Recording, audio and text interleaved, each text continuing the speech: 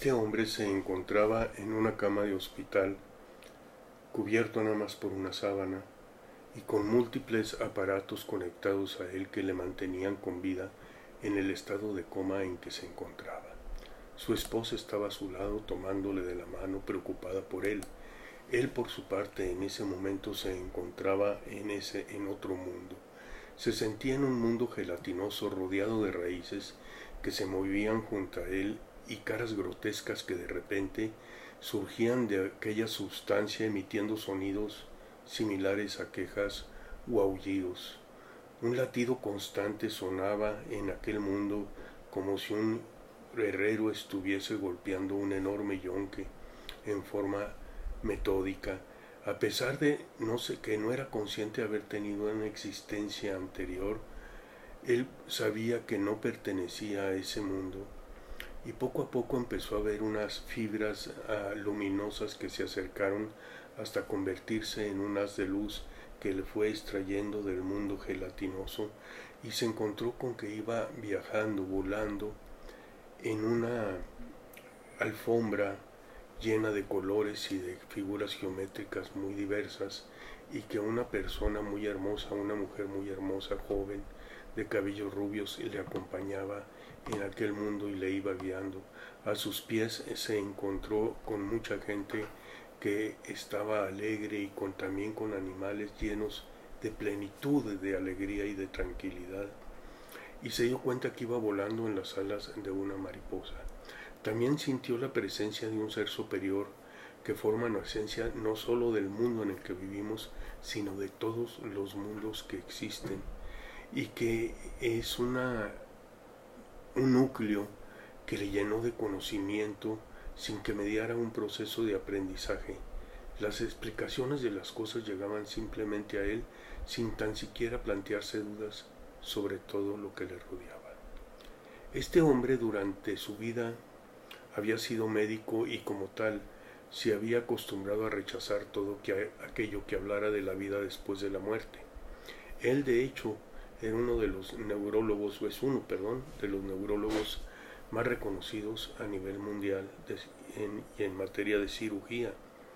Y él siempre, cuando alguien le hablaba de una experiencia después de la muerte, pues trataba o lo explicaba a través de reacciones del cerebro, es decir, de un mundo físico y comprobable, y él no aceptaba otra idea.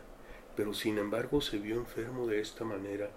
Fue una meningitis que le atacó la médula espinal y posteriormente la corteza cerebral exterior, que es la que controla todos los aspectos que nos hacen humanos, como la alegría, el conocimiento, la lógica y otros muchos. Así es que, pues este hombre, cuando despertó de aquella enfermedad que tenía solo 1% de probabilidad de sobrevivir, se encontró con el mundo distinto a aquel en el que había estado, y se dio cuenta que su experiencia había sido totalmente real, y que debido a la enfermedad y a la forma en que estaba afectada su cerebro, las explicaciones que hasta entonces había dado a esto no eran viables. Así es que aquello que había sentido pues era una cuestión distinta a lo que siempre había pensado, y decidió escribir un libro sobre esto. Hay un detalle: él era adoptado, y antes de haber tenido esta enfermedad conoció a su familia adoptiva, quienes le dijeron que sus padres se habían casado y que habían tenido a ellos a 3 hijos, una de las cuales había muerto, una hija y